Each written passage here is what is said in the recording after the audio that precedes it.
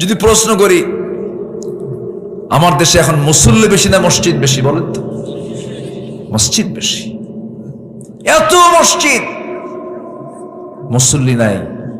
ফজরে মুসল্লির খবর নাই। ফজরে মাঝে মাঝে 3 জন মুসল্লি পাওয়া যায়, একজন ইমাম, আরেকজন মুয়াজ্জিন, আরেকজন খাদেম।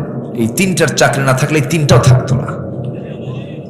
এই হলো মসজিদের দশা। রাসূল বলেছেন, মুনাফিক চেনার একটা আলামত হলো মুনাফিক জোহর, আসর, মাগরিব, এশা পড়তে পারে কিন্তু ফজর পড়তে পারে না। তাহলে বলেন তো আমরা কি ভালো অবস্থায় আছি? বলেন তো, ভালো অবস্থায় আছি না? সবাই কি ফজর পড়তে রাজি আছেন? সবাই কি ফজর পড়তে রাজি আছেন? বুরিকা লি উম্মতি ফি বুকুরিহা, আমার উম্মতের বরকতময় সময় হলো সকাল। সকল হালাল প্রাণীগুলো রাতে ঘুমায়। ছাগলটা খাওয়া যায় হালাল, সন্ধ্যায় ঘুমিয়ে পড়ে।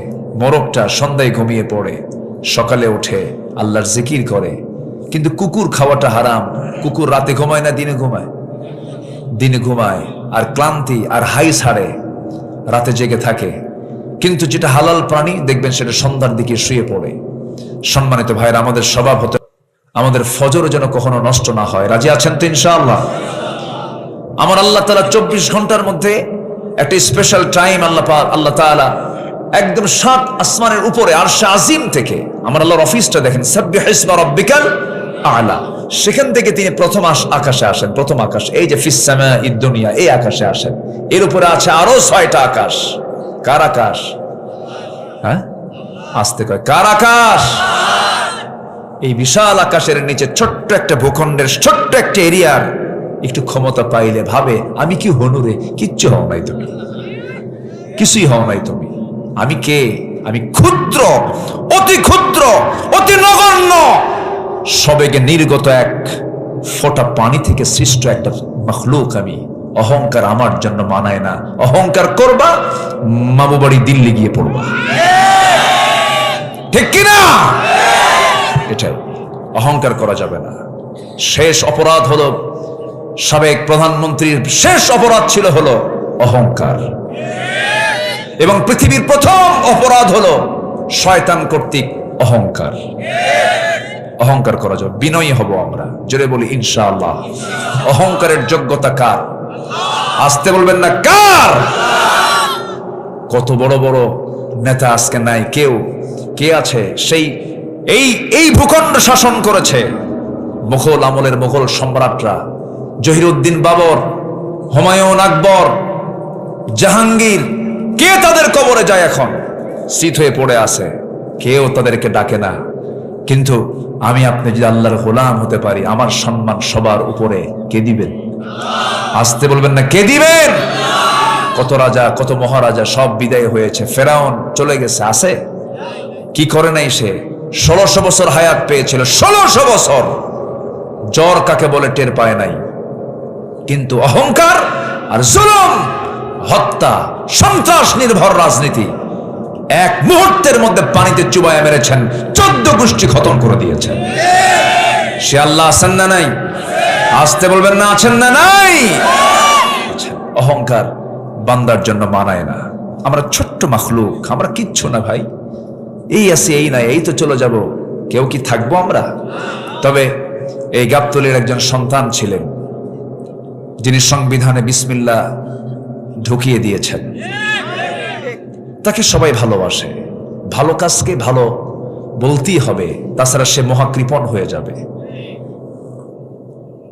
এই গাবতলীর একদম সিম্পল একটা মানুষ ছিলেন তিনি, কিন্তু ইতিহাসে তিনি অমর হয়ে আছেন। কেন জানেন? আল্লাহর প্রতি আস্থাকে উনি পরিপূর্ণরূপে বিশ্বাস করে নিয়েছিলেন। সে বিসমিল্লাহকে 16 বছর এরা কবর দিয়েছিল। আস্তে কোন কেন? আল্লাহ ওদের কবর রচনা করে দিয়েছে। যা, রাগ করতেছেন নাকি আপনারা কথাগুলো? কোথায় থাকেন? একজন কইছে, জি জোরে বলি ইনশাআল্লাহ। আল্লামা সাঈদ রাহিমাহুল্লাহ 25 বছর আগে বলেছিলেন, গাছের গোড়ায় নাড়া দেব, মামু বাড়ি দিল্লি গিয়ে পড়বা। এই লোকটাকে আমি আল্লাহওয়ালা মনে করি। আপনারা কি মনে করেন? আল্লাহর ওলি ছিলেন তো নাকি? মনে হয়। শেষ পর্যন্ত তাকে কেমনে টেকনিক করে হত্যা করা হলো। সুস্থ মানুষ, হাসি খুশি মানুষ, আমাকে উনি খুব ভালোবাসতেন। উনি জেলখানা থেকে আমাকে টুপি উপহার দিয়েছেন। ওনার মাদ্রাসার মাহফিল আমি রেগুলার করতাম। উনি ওনার জন্য ওনার জুব্বা পাঠায় দিয়েছেন। তো ওনার জুব্বা আমি পড়বো কেমনে? ওনার জুব্বাকে কপি করে আরো 3-4টা জুব্বা এরকম বানায়া মাঝে মাঝে হুজুরের জেলখানায় দিয়ে আসতাম। খুব ভালোবাসতেন তিনি আমাকে।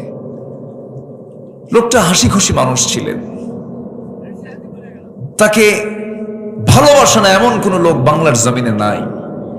ভাইরে, এমনি পরিবর্তন আসেনি। এই সমস্ত মহান ব্যক্তিদের চোখের পানিতে জায়নামাজ ভিজে গেছে। জেল খাটা যে কত কষ্টের বিষয়, যারা জেল খেটেছেন তারা বুঝে। মানসিক যে যন্ত্রণা, এটা অসহনীয়। একটা মানুষকে জেলখানায় রাখা মানে কি অন্যায় করে জানেন?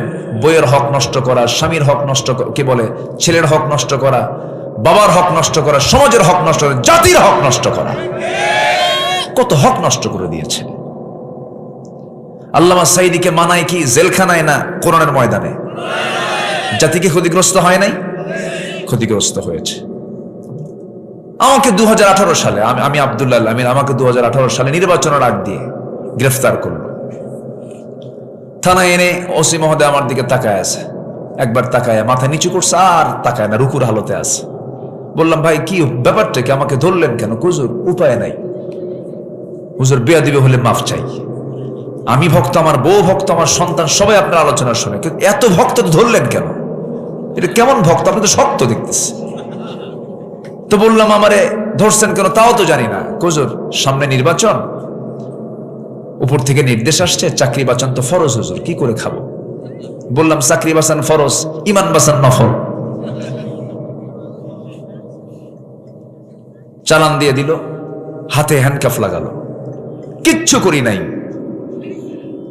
রাষ্ট্রের কোনো কাজেও তো আমরা ছিলাম না। আমাদের কোনো দায়িত্ব দিছে বলেন তো? কোনো দায়িত্ব পাইছি আমরা? নিয়ে চলে গেল। জজ আমার দিকে তাকায়া, বিচারক আমার দিকে তাকায়া জিব্বাই কামড় মেরে কয়, হুজুরে ধরল কারা? মামলার ধারার দিকে তাকায়া দেখে যে এই তো বিশাল আসামি, জামিন অযোগ্য। চালান দিয়ে দিল কোর্টে, কি বলে, জেল হাজতে। ঢুকলাম, চুরিতার করি নাই, ভাবলাম জেলখানা না, এটা মাদ্রাসা ইউসুফিয়া। ঢুকলাম, ঢোকা মাত্র এক মুরব্বী, 80 বয়স, আমার দিকে সালাম দিয়া এত মহা খুশি, সালাম একখান দিয়ে বলে, হুজুর আপনি জেলখানায় ঢুকছেন? খুব খুশি হলাম। তো বললাম, জেলখানায় ঢুকলে কি খুশি হয় চাচা? আপনি কি বলেন? কে বাবা, ওয়াজে যাই, মাহফিলে যাই, এত চেষ্টা করছে আপনাকে একবার মুসাফা করব, বহু চেষ্টা করার পরে মিস, আল্লাহ আমার এবার জুটায় দিছে, দোয়া করি আপনি জেলখানায় থাকেন।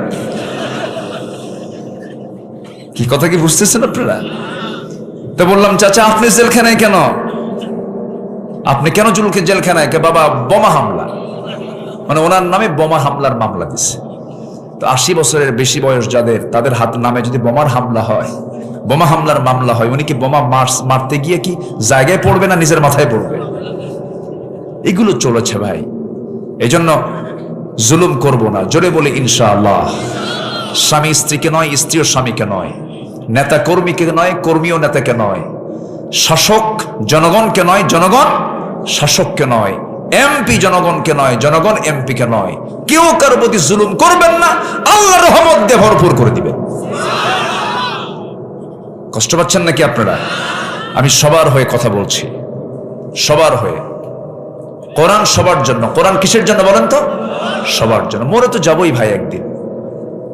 কার আদালতে দাঁড়াতে হবে? আসতে বলবেন না, কার আদালতে দাঁড়াতে হবে? আল্লাহর আদালতে। যেন আমরা আমল নামা নিয়ে যেতে পারি ডান হাতের, জোরে বলি ইনশাআল্লাহ। আমার বন্ধুগণ, আমাদের মূল টার্গেট হলো জান্নাত প্রাপ্তি। জান্নাত আমরা পাবো কেমনে? সেই জান্নাত প্রাপ্তির জন্য আল্লাহ রাব্বুল আলামিন বলছেন, কিছু কাজ করে আসো, আমি তোমাকে জান্নাত দিয়ে দেব। জান্নাত পাওয়ার জন্য শুধু দুটা সূত্র আমরা মাথায় রাখবো, হারামকে না, হালালকে হ্যাঁ। হারামকে না আর হালালকে হ্যাঁ। এই দুইটা সূত্র যদি মাথায় নিয়ে যদি চলতে পারি, কদম যদি ফেলতে পারি, এ পারে দুনিয়া ও পারে জান্নাত। যেরকম সুবহানাল্লাহ। ওয়া হালালতুল হালাল ওয়া হারামতুল হারাম ওয়া লাম আযিদ আলা যালিকা শাইআন আদখুলুল জান্নাতা ইয়া রাসূলুল্লাহ। হে রাসূল, হালালকে হালাল জেনে হালাল মানবো, হারামকে হারাম জেনে হারামটাকে বর্জন করবো, আমি কি জান্নাত পাবো নাকি? রাসূল বলেন, ও সাহাবীরা দেখো, এই বান্দা, এই সাহাবীটা জান্নাতি। যেরকম সুবহানাল্লাহ। সারা জীবন তাহাজ্জুদের অভাব নাই, এদিকে আপনি সুদ খান, কাম হবে? আসতে বলবেন কাম হবে? এইদিকে হজের শেষ নাই, 13 হজ করছে জীবনে। রাসূল জীবনে হজ করছেন একবার। কয়বার? রাসূল জীবনে হজ করেছেন কয়বার? আর এদিকে আমার দেশে এরকম হাজিও আছে, হ্যাট্রিক হাজি, কিন্তু ইয়াবার ব্যবসা করে। কিসের ব্যবসা করে? ইয়াবা। ওই জেলখানায় থাকতে একজন আমার ভক্ত আলোচনা শোনে, বললাম ভাই আপনার মামলা কি? হুজুর যে ছোট ছোট বিসি তা না, ইয়াবার কারবার করে। তো বললাম আপনি? হুজুর আমি তো এটা ব্যবসা করি। হুজুর আমি খাই না, তো আমি খাওয়াই। কি বুঝতেছেন কি আপনারা? এই হলো চিন্তা মানুষের। আমরা হারামকে মাইনাস করব, জোরে বলি ইনশাআল্লাহ। হালালকে ধরবো, জোরে বলি ইনশাআল্লাহ। আচ্ছা বলেন তো, হারাম খাবার বেশি না হালাল খাবার বেশি? বলেন বলেন বলেন। হালালই তো বেশি, হারাম তো সামান্য কিছু। কিন্তু নজর যায় কুকুরের মতো ওই দিকে, বাঁকার দিকে নজর যায়। মদের দিকে তাকালে অনেকে ঝোল পড়ে। আছে না? আছে না? আছে না? মদ না খেলে হয় না। মদ খাওয়া কি? আস্তে কয়, আরো জোরে, আরো জোরে। কিন্তু আমার দেশে মদের আইন আছে না নাই? এটা কি ভালো দিক? আস্তে কয়, ভালো দিক। কিন্তু মদের আইন পাশ করলো কারা? বলেন বলেন বলেন বলেন বলেন। মদের আইন কি ফেরেশতা পাশ করে দিয়ে গেছে? এখানে কারা করছে? নাম নাই, নাম নার দরকার নাই তো। গাবতলি তো, এটার নাম গাবতলি না? জি। সম্মানিত ভাইয়েরা, বলেছে ক্যাঙ্গারু আদালত, kangaroo. Prime minister Sheikh Hasina সাবেক, উনি বললেন যেটা ক্যাঙ্গারু আদালত, এটাকে মানি না। অথচ ওই আদালত কায়েম করেছিলেন তারাই, যারাই গর্ত খনন করেছেন তারাই গর্তে আজকে নিক্ষেপিত হয়েছেন। এটাই এটাই তো হবে। সম্মানিত ভাইয়েরা, সম্মানিত বন্ধুগণ, আল্লামা সাঈদী বলেছিলেন যে আমার ইজ্জত নিয়ে যারা ছিনিমিনি খেলছে, আল্লাহ তুমি তাদেরকে জাতির সামনে ন্যাংটা করে ছেড়ে দিবা। করে নাই? করছে কিনা বলেন? বেক্সিমকোর মালিক, একটা টপ লিস্টের ধনী, মাথা থেকে পা পর্যন্ত সব সাদা, মাথার চুল সাদা, দাড়ি সাদা, লোকটা সাদা, পাঞ্জাবি সাদা, পাজামা সাদা, জুতাও সাদা, মনে হয় আসমান থেকে জিব্রাইল নাজিল হয়েছে। কিন্তু বাঁচার জন্য কি করলো? দাড়িটা কাটলো। তাহলে দাড়ি কাটছে কি, দাড়ি রাখছে কি নবীর সুন্নত মেনে? না, ওটা অভিনয়। দাড়ি কাটলো, মাথার চুল কালো বানালো, পাঞ্জাবি বাদ দিয়ে গেঞ্জি পরলো, পায়জামা খুলে লুঙ্গি পরলো, ভুল করে আবার নৌকায় চড়ছে। আইনমন্ত্রীকে কোস্টগার্ড ধরে বলতেছে, আইনমন্ত্রী স্যার আপনাকে চিনছে, চলেন থানায় চলেন। আইনমন্ত্রীকে আমি কি একা আসছি নাকি? আমি তো জামাতের সাথে আসছি। কে? কই যে নৌকার গোড়ায় বসে আছে, কে কে চেনা যায় না তো? ভালো করে দেখো, ওটাই দরবেশ। ঠিক কিনা? ধর্মের ব্যবসা কোনো আলেম ওলামা করে না। ধর্মের ব্যবসা তারাই করে যারা প্রয়োজনে দাড়ি রাখে, আবার প্রয়োজনে দাড়ি কাটে, আবার সময় আসলে পরে মাথায় পট্টি লাগায়, মাথায় টুপি লাগায়, আবার টুপি ছাড়ে। আছে কিনা বলেন? এগুলো করা যাবে না। আমরা 24 ঘন্টা আল্লাহর গোলাম হব। কয় ঘন্টা বলেন তো? 24 ঘন্টা। নামাজ পড়বো কয় ওয়াক্ত? শ্রেষ্ঠ নামাজ কোনটা বলেন? আরো জোরে বলেন। ফজরের একটু আগে আরেকটা নামাজ আছে, তাহাজ্জুদ। বলেন বলেন কোন নামাজ? আল্লাহ সে সময় কোন আকাশে আসেন? বলেন কোন আকাশ? এই যে আকাশ দেখা যায়, এরপর আরো আকাশ আছে না নাই? আচ্ছা, ওই আকাশগুলো আরো ছোট না আরো বড়? আরো বড়। ফিস সামাইদ দুনিয়া, দুনিয়ার আকাশে এসে বলেন আলা মিন মুস্তাগফিরিন ফাগফির লাহ, কোন ক্ষমা প্রার্থী আছো আমার কাছে ক্ষমা চাবে, আমি তাকে ক্ষমা করে দেব। আল্লাহর দয়া বেশি না আমার দয়া বেশি? আল্লাহ আমাকে বেশি ভালোবাসেন না আমি আল্লাহকে বেশি ভালোবাসি? আল্লাহ আমাকে বেশি ভালোবাসেন। আল্লাহ আমাকে দিল থেকে মহব্বত করেন। আল্লাহ যদি আমাকে না ভালোবাসতেন, নামাজ পড়ি না, রাগ করলে পরে তো আমার মৌতটা হয়ে যেত। আল্লাহ আমার প্রতি কত দয়ালু। মদখোর মদ খায়, আল্লাহ তার সেখানে নাকের কাছে অক্সিজেন পৌঁছায় দেন। নারী নিয়ে, নিজের বউ না নিয়ে নারী নিয়ে রাতের বেলা জেনার কাজে লিপ্ত হয়, আল্লাহ সেখানে অক্সিজেন সরবরাহ করেন। আল্লাহ কত ধৈর্যের পাহাড়, ধৈর্যের পিরামিড, আল্লাহ মাফ করে দেন। আল্লাহ পাক প্রথম আকাশে এসে বলেন ও বান্দা কে আছো আমার কাছে মাফ চাবে? যে বান্দা আল্লাহর দিকে 1 হাত আগান, আল্লাহ তার দিকে 10 হাত আগান। যে বান্দা আল্লাহর দিকে হেঁটে যায়, আল্লাহ সেই বান্দার দিকে দৌড়ায় দৌড়ায় যায়। আমার বন্ধুগণ, আমার আল্লাহ সে কত উপরে। এই আসমান থেকে পরের আসমান আরো বড়, সেই আসমান থেকে আরেক আসমান আরো বড়। 7টা আকাশের উপরে আল্লাহ তাআলার অফিস আরশ আজিম, সাব্বিহিসমা রাব্বিকাল আলা। এত দূরত্ব, ডিস্টেন্স, এত লম্বা ডিস্টেন্স অতিক্রম করে তিনি দুনিয়ার আকাশে চলে আসেন। আল্লাহ আমাকে শুধু মাফ করবেন, এই চিন্তা মাথায়, এই চিন্তা লালন করে আল্লাহ রাব্বুল আলামিন আসমান থেকে আর শাজিম থেকে প্রথম আকাশ পর্যন্ত চলে আসেন। আমার বন্ধুগণ, যদি আমরা এই আকাশকে যদিও দেখতে পাই, কিন্তু আকাশ আজ পর্যন্ত কেউ ছুঁতে পারে নাই, কেউ টাচ করতে পারে নাই, সম্ভব নয়। কারণ এত দূর দিগন্ত বান্দার ব্রেনে খেলবে না। মানুষ শুধু চাঁদে গেছে। কোথায় গেছে বলেন? চাঁদে গেছে। চাঁদ গেল, মঙ্গল গ্রহ দেখলো। বান্দা যদি মনে করে চাঁদ দেখলাম, মঙ্গল গ্রহ দেখলাম, সূর্য দেখবো, সূর্য দেখার ক্ষমতা নাই। সূর্যের ইন্টারনাল যে তাপমাত্রা 15 লক্ষ মিলিয়ন ডিগ্রি সেলসিয়াস তাপমাত্রা, এত বড় তাপমাত্রার কাছে তো মানুষ তো যাওয়ার কোনো ক্ষমতাই রাখে না। সূর্য অসম্ভব। কিন্তু মানুষ যদি বলে না চাঁদ দেখলাম, মঙ্গল গ্রহ দেখলাম, তারকার দেশে যাব, পৃথিবীর সবচেয়ে নিকটবর্তী তারকার নাম হলো প্রক্সিমা সেন্ট্রাই।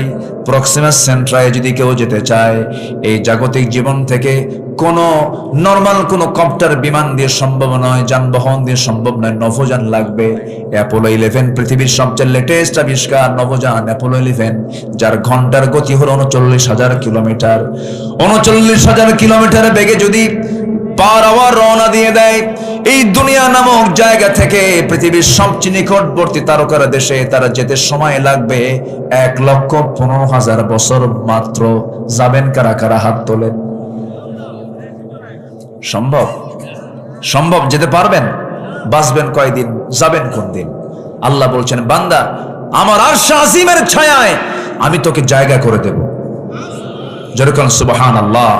যদি তোর দিলটা মসজিদের সঙ্গে লটকানো থাকে, আজান হওয়ার সঙ্গে সঙ্গে ফজরে গিয়ে হাজির হয়ে যাবি, আমি তোকে আরশ আজিমের জায়গায়, ছায়ায় তোকে জায়গা করে দেব। এটা কি ছোটখাটো অফার না অনেক বড় অফার? জোরে বলেন সুবহানাল্লাহ। ঠিক ওই তাহাজ্জুদের সময় শয়তান করে কি? আল্লাহ আসেন প্রথম আকাশে, আর শয়তান বান্দার শিরায় শিরায় ঢুকে যায়, বান্দার শিওরে বসে যায়। শয়তান মনে হয় গাবতলী চেনে না। নড়াচড়া করেন কেন? শেষ করে দেব নাকি? শয়তান কি গাবতলী চেনে? চেনে চেনে চেনে। হ্যাঁ, শয়তান জান্নাতও চেনে। চিন্তা করা যায়। আমি মাঝে মাঝে চিন্তা করি, আল্লাহ তুমি শয়তানকে খুব পাওয়ার দিছো, কিন্তু শয়তানের যত পাওয়ার হোক না কেন, শয়তানের যত কৌশল সব মজবুত না দুর্বল? দুর্বল। শয়তানের কৌশল কখনো মজবুত হতে পারে না। ইন্না কাইদাশ শাইতান কানা দাঈফা। ঠিক কিনা বলেন? শয়তানের কৌশল কখনো মজবুত নয়। শয়তান জান্নাতে গিয়ে আদম হাওয়াকে, আমার আব্বা আম্মাকে ফাওয়াসওয়াসা লাহুমা ওয়াসওয়াসা দিয়েছে, ফাযাল্লাহুমা পদস্খলন ঘটিয়েছে। শয়তান কিন্তু নিয়মিত গাবতলীতে আসা যাওয়া করে। কখন? যখন দেখবেন যে ফজর আপনি ওঠেন নাই, শয়তান মাশাআল্লাহ সফর দিয়ে গেছে। কি আমার কথা কি বুঝতেছেন আপনারা? শয়তান শেষ রাত্রে আসে, ওই সময় এসে আমার আপনার শিয়রে বসে বসে বলে আলাইকা লাইলুন তফিল, আলাইকা লাইলুন তফিল, তোমার রাত বড় লম্বা, তোমার রাত বড় লম্বা, ঘুমাও ঘুমাও, বারবার এরকম করে বলে। ওই সময় রাসূল বললেন সেই সময় শয়তান 3টা গিট মেরে যায়, 3টা গিরো দিয়ে যায়। এই 3টা গিট যদি সাহাবীরা তোমরা ছুটাতে চাও 3টা আমল করবে। নাম্বার 1 হলো নিজের পিঠটা বিছানা থেকে সরায়া দিবা। নাম্বার 2 ওযু সুন্দর করে বানায় নিবা। 2টা গিট ছুটে চলে গেল। বান্দা তুমি যদি ওযু সম্পূর্ণ করে যদি কদম কদম ফেলতে ফেলতে যদি মসজিদ পানে চলে যাও, নামাজে যদি দাঁড়িয়ে পড়ো, আল্লাহ রাব্বুল আলামিন নামাজ হওয়ার সঙ্গে সঙ্গে 24 ঘন্টা আল্লাহ তোমার প্রতি রহমত নাজিল করবেন। শয়তান তোমাকে ওয়াসওয়াসা দিতে পারবে না। একটু জোরে বলেন সুবহানাল্লাহ। এই জন্য আমি এই গ্রামের নাম কি? দাড়াইল গ্রামকে যদি আপনি আদর্শ গ্রাম হিসাবে দেখতে চান, দাড়াইলবাসী, আমি মনে করি দাড়াইল গ্রামের যুবকদেরকে একটা কমিটি করা উচিত। সেটা হলো ফজর নামাজ বাস্তবায়ন কমিটি। আসতে কন কেন? ফজর নামাজ বাস্তবায়ন কমিটি যদি তৈরি হয়, এক ঝাঁক তরুণ যুবক যদি ইচ্ছা করে, যেই গ্রামে যত প্রাপ্তবয়স্ক পুরুষ মানুষ আছে সবাইকে আমরা প্রজ্ঞার সাথে দাওয়াতি কাজ করব। যেদিন দেখবেন দাড়াইল গ্রামের মসজিদে জুমার চাইতে ফজরের মুসল্লি বেশি হয়ে গেছে, আল্লাহর কসম করে বলি দাড়াইল গ্রামে কোনো মাদক, নেশা, বেনামাজি, চোর, বদমাইশ একটাও খুঁজে পাওয়া যাবে না। একমাত্র নামাজ পড়ে মানুষকে ভালো করতে। সবাই কি নামাজ পড়তে রাজি আছেন? সবাই কি নামাজ পড়তে রাজি আছেন? কয় ওয়াক্ত নামাজ? আরো জোরে বলেন কয় ওয়াক্ত নামাজ? কারা কারা একটা হাত তুলে দেখান দেখি। জোরে বলি ইয়া আল্লাহ, আমাদেরকে 5 ওয়াক্ত সালাত আদায় করার তৌফিক তুমি আল্লাহ দিয়া দাও। জোরে বলি আমিন। আরো জোরে আমিন। হাত নামান। ওই 2জন লোক গেল কেন? এই যে বসেন। বললেন কি আর করলেন কি? আসলে এত রাতে বক্তাকে উঠায় দেওয়া মানে কি জানেন? পাগলির সাথে ঘর সংসার করা। একটু বসেন, একটু বসেন, আর একটু সময়। অনেক চাপ থাকে এখন, তো অনেক চাপ, ঘুমের চাপ, নিম্ন চাপ, ঊর্ধ্ব চাপ, বিড়ি খাওয়া চাপ, বহু চাপ। এখন এই চাপে আমি আরেক মহাচাপে, ও যে ডিপে যেতে পারি না, এই যে নড়াচড়া হয়। একটু বসেন, আর একটু সময়, খুব বেশি সময় নেব না। আমরা আমাদের টার্গেট হলো আমরা বাপের ভিটাতে ফিরে যেতে চাই। আমাদের বাপের ভিটা কোনটা বলেন? দেখছেন দাঁড়াইল কইছে কি? বাপের ভিটা হলো জান্নাত। আপনি কি দাঁড়াইল ভাবছেন নাকি আপনি? না, এ তো মহা মুশকিল হয়ে গেল। আচ্ছা, আমরা কি প্রথমে দুনিয়াতে আসছি? কোথায় ছিলাম বলেন? বাপের ভিটা কোথায় বলেন? আরো জোরে বলেন। জান্নাতে যাবেন না আপনারা? বলেন বাপের ভিটা কোথায়? জান্নাত। আমরা জান্নাতের খাবার খেয়ে আসছি, আবার মারা গিয়ে আবার জান্নাতে গিয়ে খাবো। জোরে বলে ইনশাআল্লাহ। আরো জোরে বলে ইনশাআল্লাহ। এখন তো আছেই, তো মরে যাবো, তো আমরা জান্নাতে গিয়ে খাবো। এই আকীদা, এই বিশ্বাসটা গভীর হবে কখন জানেন? যখন কোরআন নামক আয়নাটা আপনি ভালো করে দেখতে পাবেন। এটা এমন একটা আয়না, একদম সব স্পষ্ট করে আল্লাহ পাক কোরআনে বলে দিয়েছেন। জোরে বলেন সুবহানাল্লাহ। জান্নাত পেতে চাই, এর জন্য 15টা কাজ আছে। কয়টা কাজ আছে? 15টা কাজ। আমি কি একটাও বলেছি এ পর্যন্ত? ওয়াজ কি শেষ না শুরু? নুরু শেষ না শুরু? 1 নাম্বার, ঈমান আনবো আমরা। কি আনবো? বলেন জোরে বলেন, কি আনবো? ঈমান আনবো। কিন্তু কিছু কিছু লোকের নামই আছে ঈমান আলী। কি নাম বলেন তো? নামাজ পড়ে না। নাম হলো রমজান আলী, রমজান মাসে দুপুরবেলা ভাত খায়। নাম হলো আতর আলী, গোটা গায়ে গাজার গন্ধ। নাম হলো হিম্মত আলী, সাইকেলের চাকা ব্লাস্ট হলেই শীত হয়ে পড়ে। নাম হলো বাদশা মিয়া, ভিক্ষা করে। নাম হলো খোকা মিয়া, বয়স 82 বছর মাত্র। খোকা মিয়া, বুড়া মিয়া হয় না। নাম দিয়ে কাজ হবে না, বংশ দিয়ে কাজ হবে না। নাম, বংশ, চেহারা দিয়ে যদি কাজই হতো, নবীর চেহারার সঙ্গে মিলে যেত চেহারা আবু লাহাবের, আবু লাহাব জান্নাত পেয়ে যেত। নবীর বংশের সঙ্গে মিলে যেত আবু লাহাবের বংশ, আবু জেহেলের বংশ জান্নাত পেয়ে যেত। বাবা দিয়ে যদি জান্নাত পেত, সন্তান নূহের ছেলে কেনান জান্নাত পেয়ে যেত। বাপ সন্তান দিয়ে বাপ যদি জান্নাত পেয়ে যেত, ইব্রাহিমের বাবা আজরও জান্নাত পেয়ে যেত। কিন্তু বাপ দিয়ে সন্তান হবে না, সন্তান দিয়ে বাপ হবে না, বংশ দিয়ে হবে না, কোন নাম যশ খ্যাতি দিয়ে হবে না। জান্নাত পাওয়ার জন্য এক নাম্বার কাজ হলো কি আনতে হবে বলেন? কি আনতে হবে বলেন? ঈমান আনতে হবে, ভালো করে ঈমান আনতে হবে, নামাজি ঈমানদার হতে হবে, সৎকর্ম থাকতে হবে। ওজন কম দেওয়া যাবে না, বনের সম্পত্তি মেরে খাওয়া যাবে না। বনের সম্পত্তি মেরে খাওয়া ভাই বুঝি গাবতলিতে নাই। আমার মায়েরা মাহফিল আসছে নাকি? আসছে। মায়েরা এখন খুব খুশি, হুজুর ভালো করে কোন ভাই কিছু বসে আছে ওই জায়গায়। এখন গেলে কিন্তু ভাববো ওই লোকটা বনের সম্পত্তি মেরে খাইছে। বসে বনের সম্পত্তি মেরে খাওয়া আজকে আমার দেশের স্বাভাবিক বিষয়। পেটের বোন, একই মায়ের পেটের বোনের সম্পত্তি যদি মেরে খেতে কষ্ট না হয়, তো এই প্রতিবেশী আর সরকারি সম্পত্তি মেরে খেতে কোনো কষ্ট হবে বলেন তো?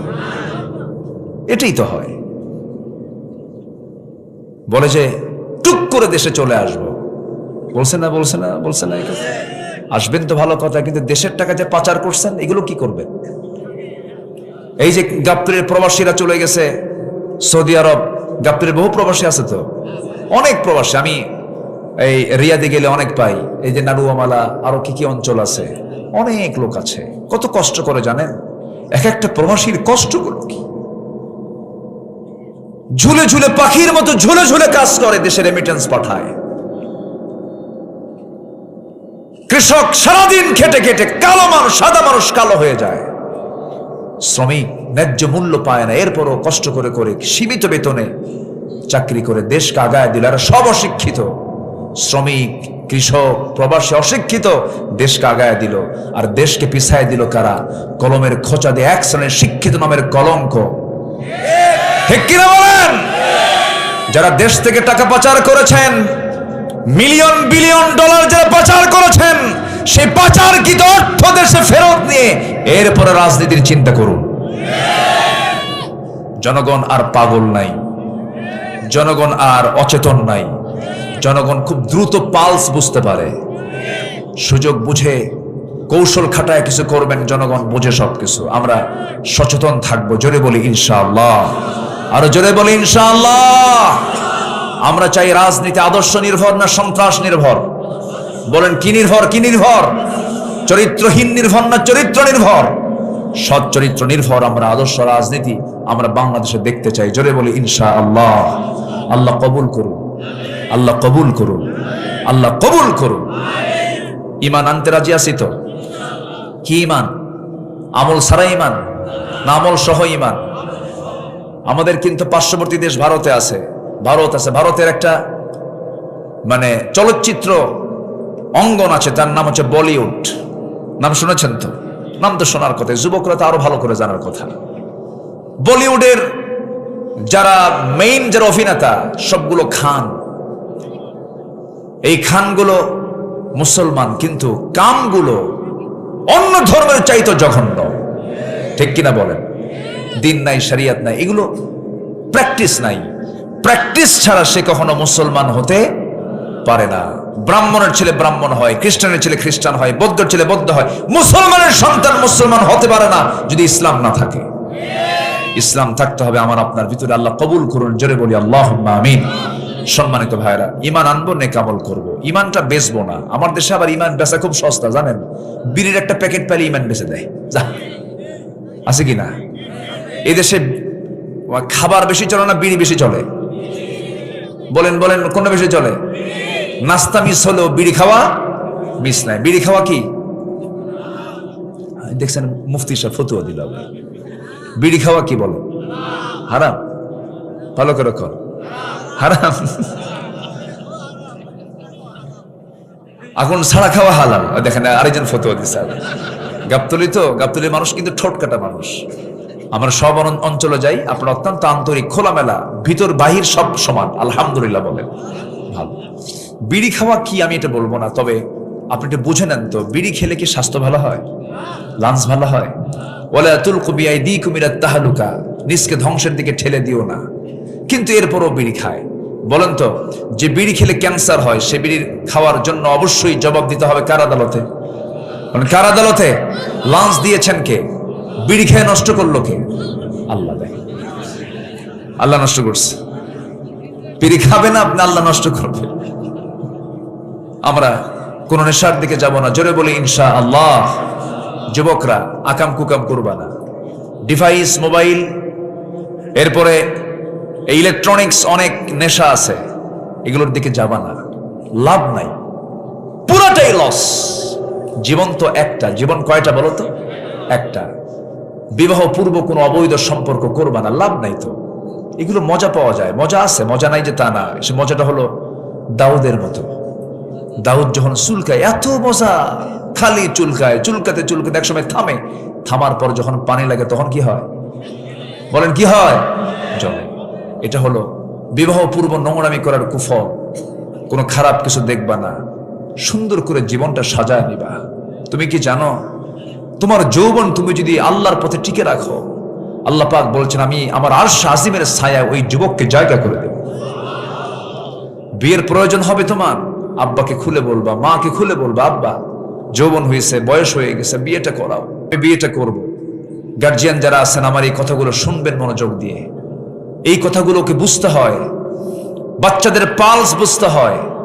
বাচ্চার ক্যারিয়ার গঠন করতে করতে 50 হয়ে যায়, 40 হয়ে যায়, বিয়ে হয় না। অথচ বিশ্বের সেরা মানুষ মুহাম্মদ সাল্লাল্লাহু, বাবাও নাই মাও নাই, তাও তিনি বিয়ে করেছেন 25 বছর বয়সে। কত বছরে? কত বছরে? 25-এ। এটা স্ট্যান্ডার্ড এজ। এগুলোকে মাথায় নিবা। রিজিকের দায়িত্ব কার? আসতে বলবেন, রিজিকের দায়িত্ব কার? আল্লাহ রিজিক দিয়ে দিবেন। ফয়সালা কার হাতে বলেন তো? আল্লাহর হাতে। আমার নবীজির কাছে এক যুবক এসে বলে, হুজুর আমার যৌবন হয়েছে, বিয়েটা কেউ করায় না, হুজুর বিয়েটা করানো যাবে কি? রাসূল বলেন, কেন বিয়ে করবা না? অবশ্যই বিয়ে করতে পারবে তুমি। হুজুর আমি তো কালো, আমার সঙ্গে কেউ রাজি হয় না, আমি ঘন কালো মানুষ। রাসূল বলছেন, কে বলেছে তোমার কালো সমস্যা? তোমার বিয়ে হবে মদিনার সবচেয়ে সুন্দরী নারীর সাথে, যাও। যেরকম সুবহানাল্লাহ। কিছু কিছু মহিলার সুন্দরী আছে, বউটা স্বামীটা যদি একটু কালো হয় খুব দামাক দেখায়, মানে গাবতলিতে মনে হয় দেখায় না। আরে কি কয় দেখছেন? দেখেন, দেখায়, দামাক দেখায়। দেখানো যাবে না। সুন্দর করেছেন কে? কালো করেছেন কে? ধলা করেছেন কে? ফয়সালা কার? মাঝে মাঝে বলে তোমার একটা চেহারা হলো, স্বামীকে কয় তোমার সাথে যে আমার বিয়ে হয়েছে তোমার 14 গোষ্ঠীর কপাল। দেন খোঁটাটা মারলো কোন দিক দিয়ে? শান্তি হবে? শান্তি হওয়ার কিছু পুরুষও আছে, বউটা যদি একটু কালো হয়, বাপ হয়তো পছন্দ করে আসছে, হয়তো মা পছন্দ করে আসছে, বংশ ভালো, সবকিছু ভালো, যা রূপ গুণের সব তো 40-এর মধ্যে হয়। 40-এর পরে কি আর এগুলো থাকে বলেন তো? থাকে না। তখন থাকে মানুষের মন, মানুষের হৃদয়। তো হয়তো কালো একটা বউ জুটে গেছে, 3 দিন পর কান্দে, এই তুই নতুন বউ ঘরে তুই কান্দিস কেন? সুমনের বউ দেখতে কত সুন্দর, দেখছেন নজর গেছে সুমনের বউর দিকে। নিজের বউ কি সুন্দর হবে কখনো?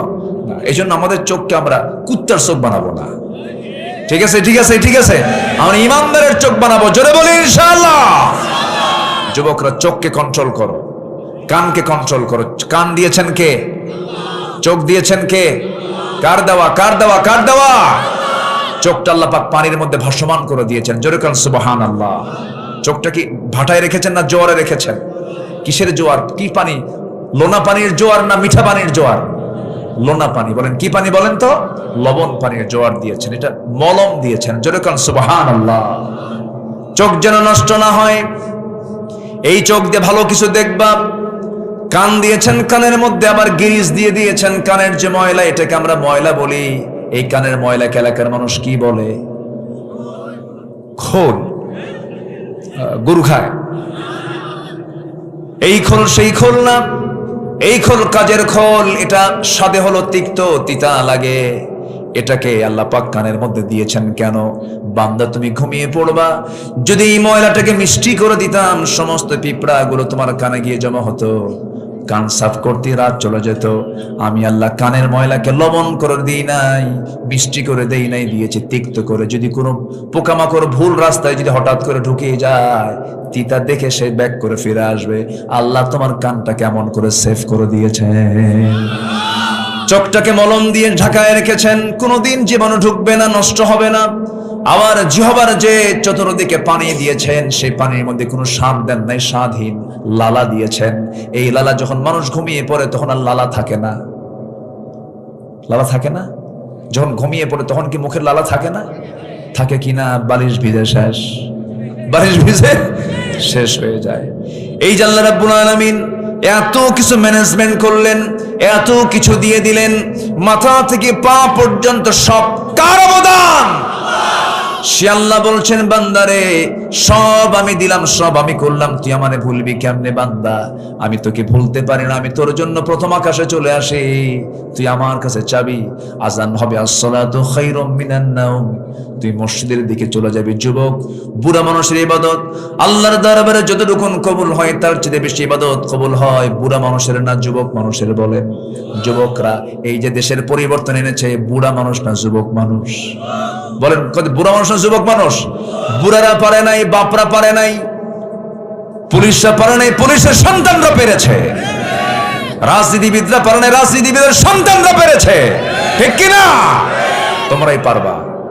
তোমরা এগিয়ে যাও সামনের দিকে। সামনের বাংলাদেশ ইসলামের বাংলাদেশ, সামনের বাংলাদেশ কোরআনের বাংলাদেশ। আল্লাহ কবুল করুন। জোরে বলি আমিন। নামাজ দিয়ে ভরায় ফেলবো, এই জাতি নামাজি হবে। জোরে বলি ইনশাআল্লাহ। 54 বছরে 5% নামাজি হয়েছে। কত পার্সেন্ট? 5%। আমরা 100% নামাজি মুসলমান হব। জোরে বলি ইনশাআল্লাহ। কষ্ট পাচ্ছেন মনে হয়? আলোচনা চালাই। ঈমান কি রাখবো না বেচবো? রাখ।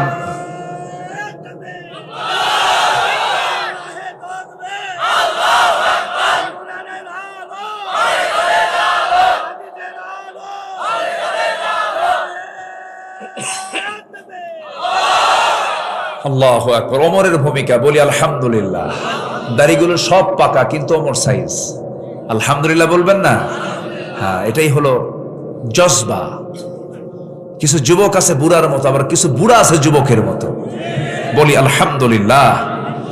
ঈমান আনবো আমরা, বেচবো না রাখবো? বেচবো না টিকে রাখবো? টিকে রাখবো। ঈমানকে কখনো আমরা নষ্ট করব না। ঈমানের যত্ন নেব। সবার আগে কিসের যত্ন বলেন তো? ঈমানের যত্ন। নামাজ বাদ দিয়া? নামাজ সহ। আমার বন্ধুগণ, ছোট্ট একটা ইতিহাস মনে পড়ে গেল। খুব বেশি লম্বা সময় নেব না, আর কিছু সময় থেকে যান। একজন সাহাবীর বাড়ি হলো মক্কা মদিনার ঠিক মাঝখান বরাবর। মক্কা মদিনার ঠিক মাঝখানে তার বাড়ি। জন্মের পূর্বেই বাপ হারিয়েছেন, জন্মের পর চাচার কাছে মানুষ হয়েছেন, আপন চাচা। টাকা দিয়ে পয়সা দিয়ে তাকে বড় করেছে, জমা জমা দিয়ে তাকে মজবুত করেছে চাচা। মাটা বেঁচে ছিলেন, নবীজির দাওয়াত তিনি পেলেন, কালিমার দাওয়াত পেলেন, কালিমা গ্রহণ করলেন। চাচার কানে সংবাদ চলে গেছে। চাচা গিয়ে বলছে, ভাতিজা শুনলাম আব্দুল্লাহ তুমি নাকি কালিমা পড়েছো। আব্দুল্লাহ বলছে, চাচা শুনবেন কেন, দেখেন আশহাদু আল্লা ইলাহা ইল্লাল্লাহ। সঙ্গে সঙ্গে চাচা বলে, ভাতিজা হাসবুনা মা ওয়াজাদনা, আমার বাপ মা যা দিয়ে গেছে এটার উপর বাইরে আমি যাব না। বাপ দাদার ধর্মে চুনকালি মারবো না। এবার বলছে, চাচা আপনি আমাকে যে প্রস্তাব করছেন, আমাকে যদি দুনিয়া থেকে বিদায় করে দেন, কালিমার পথ থেকে আমি এক চুল পরিমাণ নড়বো না। চাচা হুমকি দেয় সম্পদ দখলের। চাচা বলতেছে, তোর সমস্ত সম্পদগুলো আমি আমার কওমের লোক দিয়া তোর কাছ থেকে ছিনায় নেব, তোকে সম্পূর্ণ মাহরুম করব।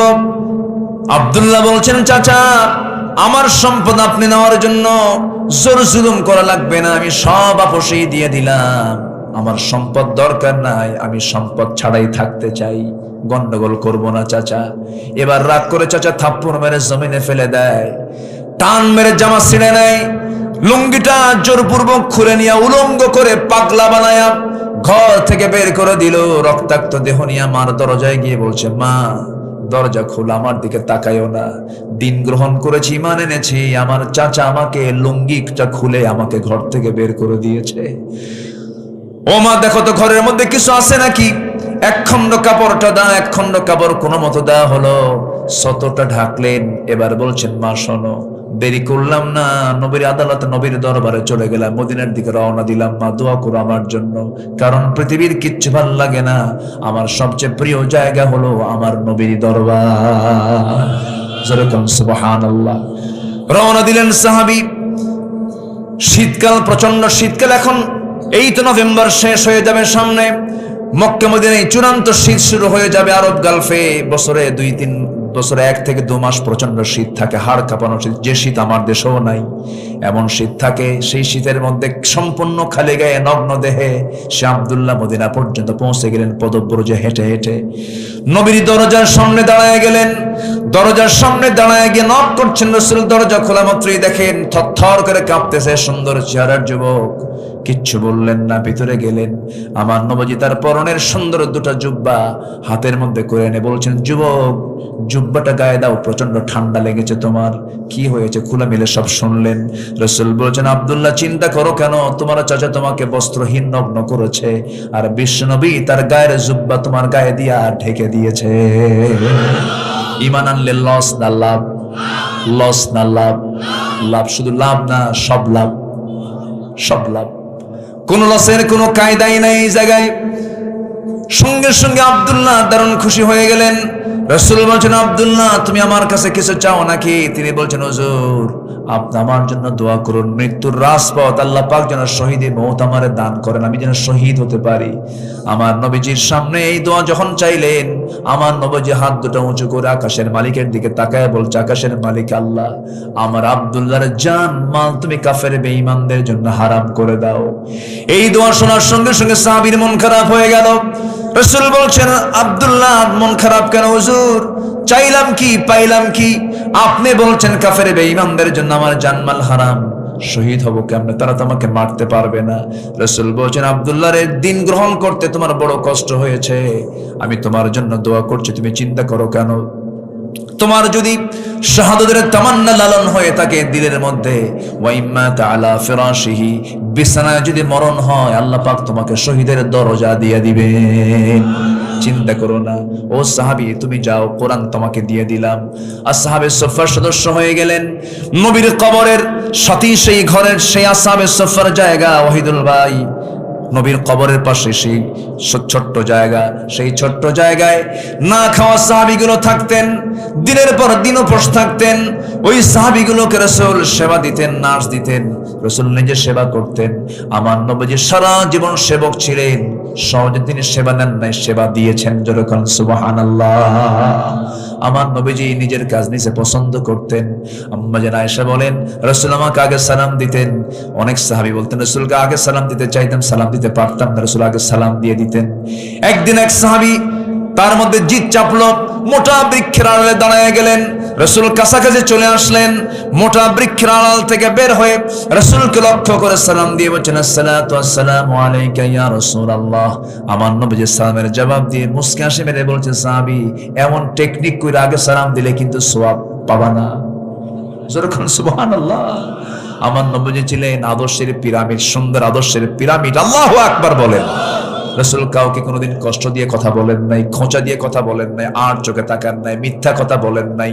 জীবনে এই পৃথিবীতে একজন মানুষের একটা হিকমত, একটা কৌতুকপূর্ণ কৌতুকের সাথে মিলানো, অথবা কোনোদিন আমার নবীজি অভিনয় করে অথবা ব্যঙ্গাত্মক করে কোনো কথা বলেছেন, আমার নবীজি কোনোদিন কৌতুক করে মিথ্যা কথা বলেছেন এমন রেকর্ড যার নাই, তিনি হচ্ছেন আমার নবী মুহাম্মদ সাল্লাল্লাহু আলাইহি ওয়াসাল্লাম। অথচ দেশ চালাইছেন, রাষ্ট্র চালাইছেন, রাজনীতি করেছেন, যুদ্ধ করেছেন, সবকিছু করেছেন, একটা জীবনে মিথ্যা দিয়ে রাসূল কোনো কাজ করেন নাই।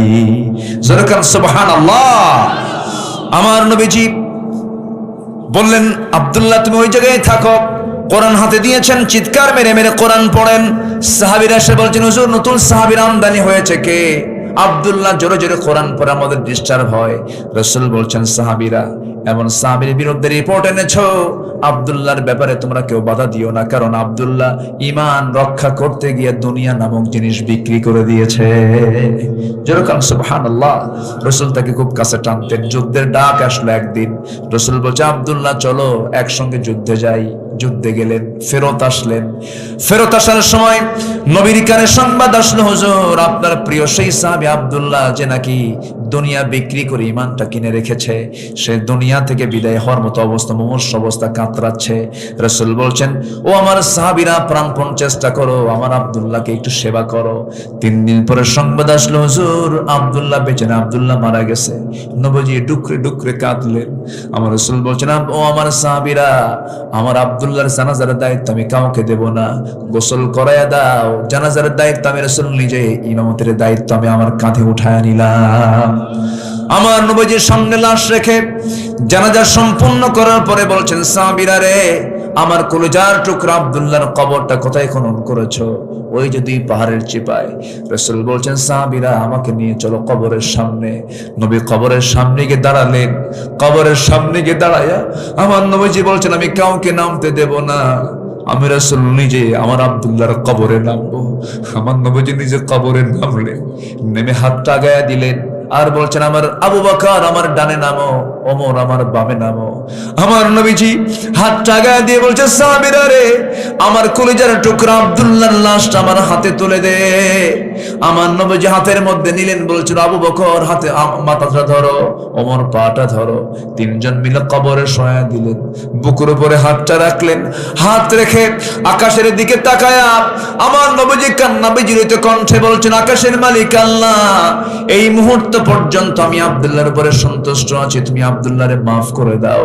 পাশে দাঁড়িয়ে থাকে একজন জগৎধন্য সাহাবী সাদ বিন আবি ওয়াক্কাস, যিনি ঘোড়া দাবড়ায়া সমুদ্র তরঙ্গ পার হয়ে দ্বীনের পতাকা বিজয় বিজয় উড্ডীন করেছিলেন। সেই সাদ বিন আবি ওয়াক্কাস ওই কবরবাসীর অবস্থা দেখে তিনি চিৎকার মেরে বলছেন, আরে আমার পোড়া কপাল, আজকে আমি জীবিত সাদ যদি এই জায়গায় না থেকে যদি ওই কবরের বাসিন্দা হতে পারতাম, যে কবরবাসীকে বিদায় দেওয়ার জন্য জগতের শ্রেষ্ঠ তিনজন মানুষ আব্দুল্লাহর কবরে নেমে গেছে। আমার ভাইরা, ঈমান বড় দামি জিনিস, ঈমান বড় দৌলত। এই দৌলতকে কখনো নষ্ট করব না। নেক আমল এবং ঈমান আনলে পরে আল্লাহ রাব্বুল আলামিন বলছেন, আমি তাকে এক নম্বরে জান্নাত, জান্নাতুল ফিরদাউসের ওয়ারিস বানাবো। জোরে কোন সুবহানাল্লাহ। আল্লাহ রাব্বুল আলামিন বলেন, ইন্নাল্লাযীনা আমানু ওয়া আমিলুস সালিহাতি কানাত লাহুম জান্নাতুল ফিরদাউসি নুজুলা খালিদিনা ফিহা লা ইয়াবগুনা আনহা হিওয়ালা। জোরে বলুন আল্লাহু আকবার।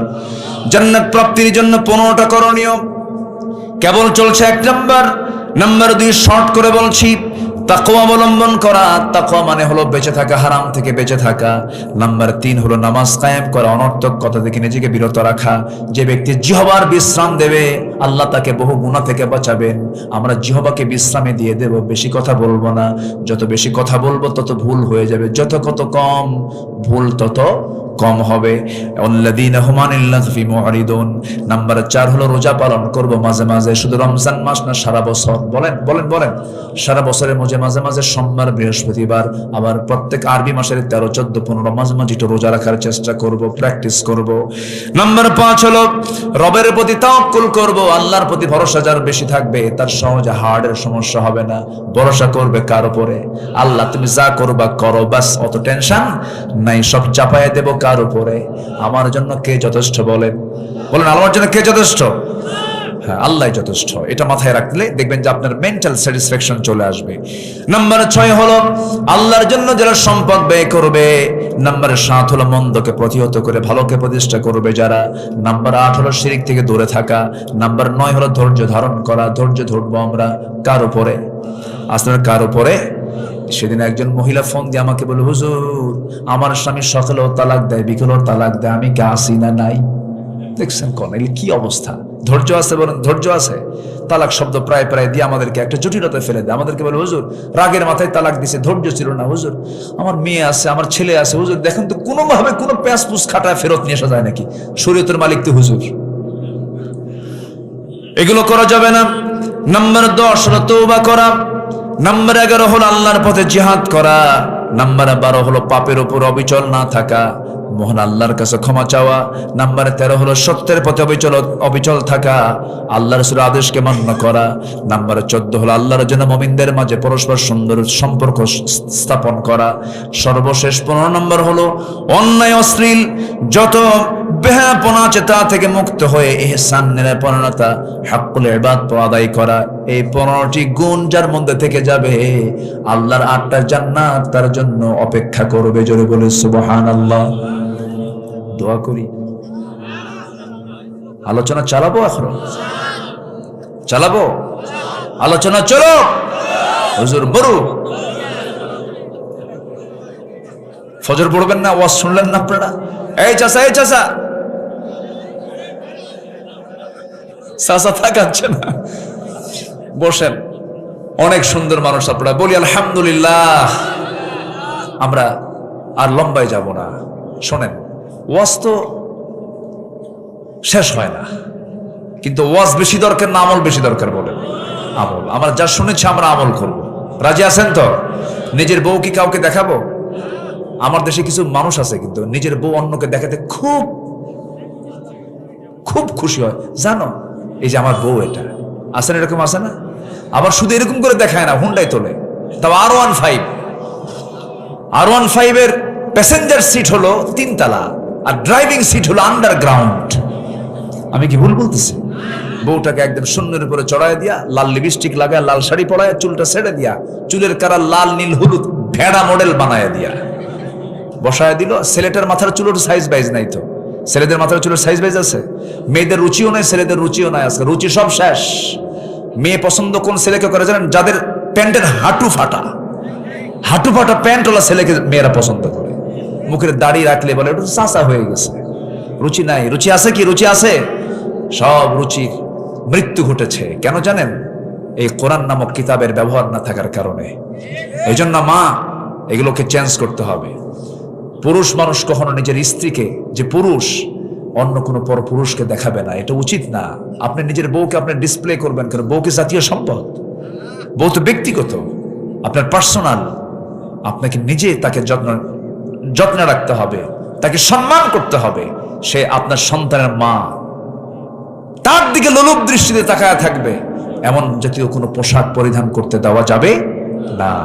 বিয়ের দিন, ঈদের দিন, এই দিনগুলোতে আরো পর্দার পরিবেশ রক্ষা করা দরকার। কম না বেশি? বেশি। হুন্ডাই চললো, বউটাকে 3 তলায় তুলে নিয়ে দেখলো যে হুন্ডার আওয়াজ নাই, আওয়াজটা খুব কম, আওয়াজ বাড়ানো যায় কেমনে? মেকারের কাছে গিয়ে বললো স্যালেঞ্জার পাইপ ফাটা। খুলে নিয়ে এমন যে একখান টান দিছে, নাড়ুয়ামালার মোড় থেকে গাবতলির সাবগ্রাম হয়ে ওইদিকে বনানী কলোনি দিয়া টান টুন দিয়ে একদম মাটির মোড় দিয়ে বুঝাই দিল বউ একখান আমারই আছে। যেরকম নাউজুবিল্লাহ। এগুলো বদমাইশ, এরা সমাজে রোগ ছড়ানোর জন্য সমাজে এরা এই সমস্ত অপকর্মগুলো করে বেড়াচ্ছে। অন্যায়ের প্রতিবাদ করার দরকার আমাদের আছে না নাই? এগুলো কাজ করব না। শালি হয়ে দুলাভাইয়ের হুন্ডায় চড়বেন না, কারণ দুলাভাই সিমটি মারবেই। এটা খুব ডেঞ্জারাস জিনিস। দেবর ভাসুর এগুলোর দিকে খেয়াল করতে হবে। বেড়া ক্ষেত খায়। কি ক্ষেত খায় বলেন? বেড়া ক্ষেত খায়। দূরের মানুষের দ্বারা তো ক্ষতির আশঙ্কা খুব কম, সম্ভাবনা খুব কম। এই জন্য দুলাভাই যদি বলে ওঠ হুন্ডায়, সহজে উঠবেন না। যারা শালিকে আছেন, যদি জোর করে উঠায় নিতে নেয়, আপনি তবু উঠবেন না। কিন্তু এমন ধমক মারছে, শালি কি করবে? উঠছে, ভয়ে উঠছে। দুলাভাই কয় উঠছে, একটু দূরেই বসছে যেন মাঝখানে গ্যাপ থাকে, কিন্তু সামনে যে এমন ব্রেক মারছে, এক ব্রেকে গ্যাপ পুরো। যেরকম নাউজুবিল্লাহ। এগুলো করা যাবে না, এগুলো নোংরামি। আল্লাহ তাআলা এই সমস্ত নোংরামি থেকে জাতিকে হেফাজত করুন। জোরে বলি আল্লাহুম্মা আমিন। দাড়িয়াল গ্রামের সমস্ত মানুষকে আল্লাহ পাক নামাজি বানায় দেন। দাড়িয়াল না গ্রামের না? হ্যাঁ, দাঁড়াইল, যাই কইছি তো একটা। আচ্ছা জি, আমরা নামাজি হব। আল্লাহ কবুল করুন। জোরে বলে আমিন। আল্লাহ জোরে বলে আল্লাহুম্মা আমিন। এই নামাজটাকে আমরা একটা রাষ্ট্রীয় পর্যায়ে দেখতে চাই। সবাইকে দেখতে চান না? ইনশাল্লাহ নামাজটা রাষ্ট্রীয় পর্যায়ে আসুক। আল্লাহ কোরআন বলছে, কোরআনের একটা আয়াত, আল্লাযীনা ইম্মাক্কানাহুম ফিল আরদ। আল্লাহ বলছেন যাদেরকে আমি ক্ষমতা দেব তারা 4টা আইন পাশ করবে। নামাজ, যাকাত, সৎ কাজের আদেশ, অসৎ কাজের বাধা। 4টা কাজ কার পরামর্শ বলেন তো? আল্লাহর পরামর্শ। আল্লাহ পাক এমন দৃশ্য দেখার তৌফিক দান করুন। আমরা এখন দোয়া। হয়নি হুজুর? কি হয়েছে হুজুর?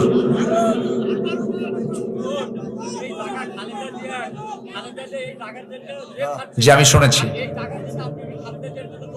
জি জি জি জি জি ঠিক আছে, বসেন বসেন। আমি শুনেছি দুর্নীতি করলো কারা আর মামলা খায় কারা, তাই না?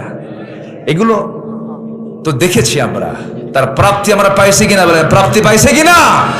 পেয়েছি। এদেশে একজন নেত্রী আছেন যার মধ্যে একটা স্ট্যান্ডার্ড গুণ আছে, লাফায় না, নিজের অবস্থানকে কখনো বারবার পরিবর্তন করে না।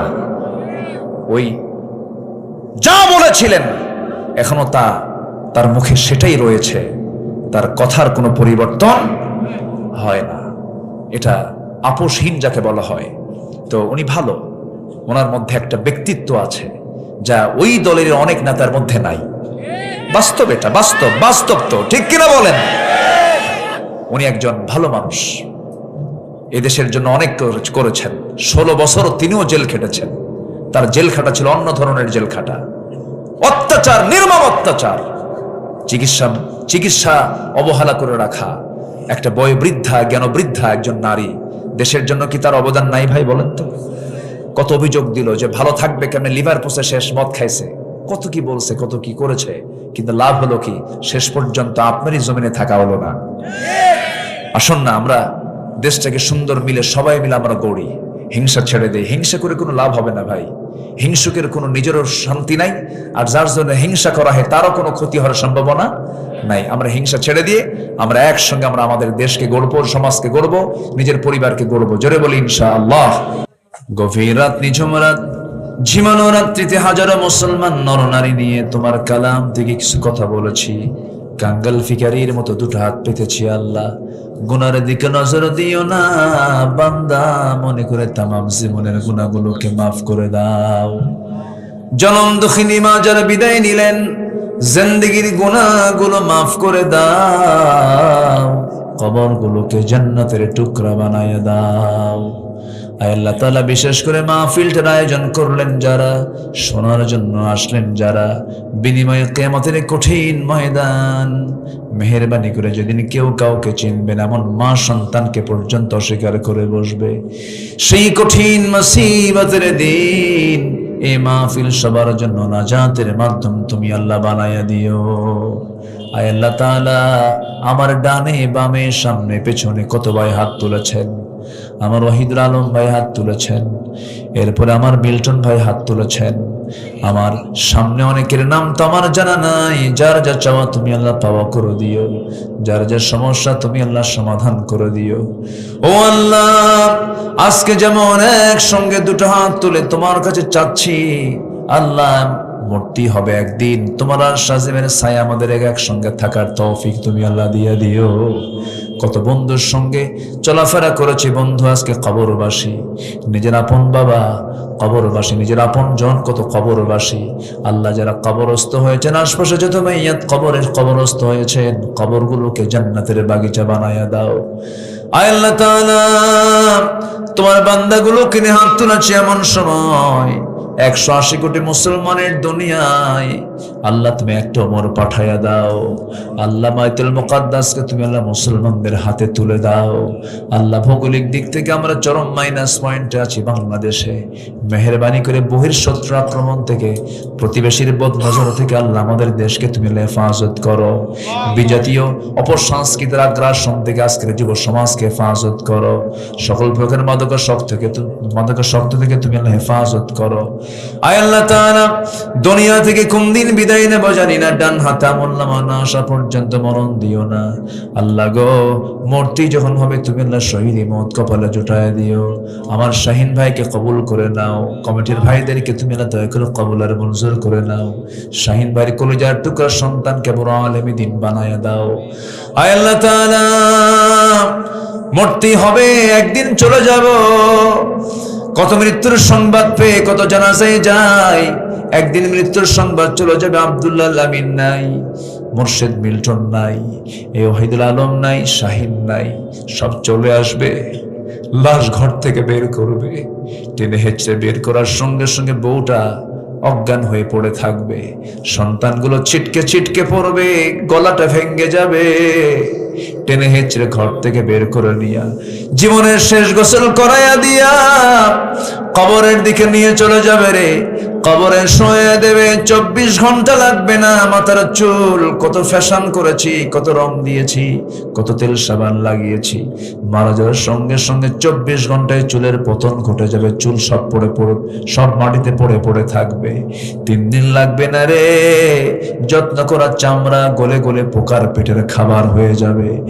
মাত্র 7টা দিন পেটের নারী ভরি সব চোখ মুখ কান নাক বের হওয়া শুরু হয়ে যাবে, কিম্বত কিমাকার চেহারা হয়ে যাবে। 3টা মাস পর কবর যদি খনন করেও দেখা হয় কয়েকটা হাড় ছাড়া কিচ্ছু খুঁজে পাওয়া যাবে না।